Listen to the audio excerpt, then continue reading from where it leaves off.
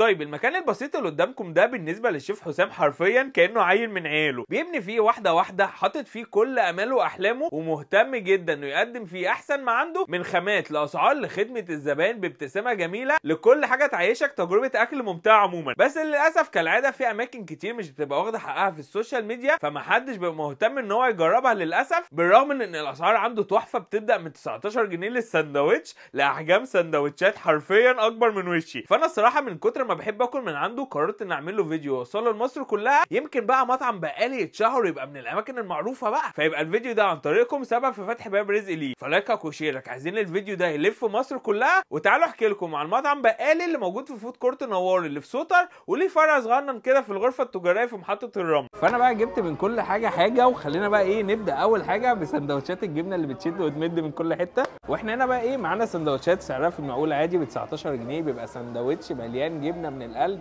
متدلع متروق عليه من كل حاجه، مليان جبنه متظبط. بس انا بقى بالنسبه لي جاي للحاجات والافتكاسات الجامده. يعني احنا مثلا معانا هنا ايه فراخ ناشفيل، يعني عارفه الفراخ ناشفيل اللي هي الترند الجديد ده، موجوده هنا وبسعر معقول. وخلينا نبدا اول حاجه بقى بسندوتش الشامع المغربي، وده بقى سندوتش جبنه حلوم بقى على شويه بقى موتزاريلا على حركات كتير. بس هو اصلا في القلب بتاعه فيه خلطه معينه كده. ايه ده؟ يا نهار ابيض، عباره عن زعتر على نعناع.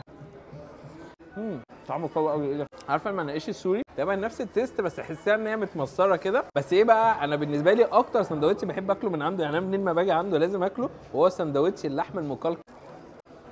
بس هو عباره عن مكعبات لحمه طعمها حلو قوي، معموله بالبصل ومحطوط عليها حته زبده كده سايحه، فمديها سيكه دسامه، تحس ان هو الابجريد بتاع اللحمه بالبصل العاديه بتاعتنا. فنخش بقى على السندوتش اللي بعده، هو سندوتش عنتره باشا، عباره عن روز بيف عليها بسطرمه معموله بالطماطم مع السمنه البلدي، عليها من تحت جبنه كيري كمان في القلب. فيلا بينا بقى ندوق هتبقى طعمها عامل ازاي. بسم الله.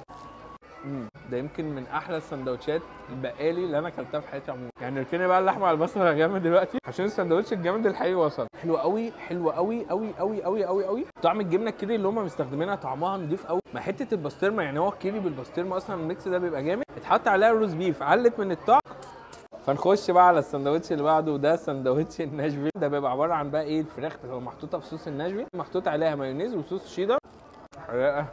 صوص الجبنه الصراحه كسر الطعم شويه، بس الحرقه عماله تزيد مش اصلا. بص الفراخ مولعه من القلب بتاعها عامل ازاي. يلا بينا بقى نخش على سندوتش الفراخ الكريسبي العاديه بقى بتاعتنا، نرجع الفراخ العاديه من غير البهدله.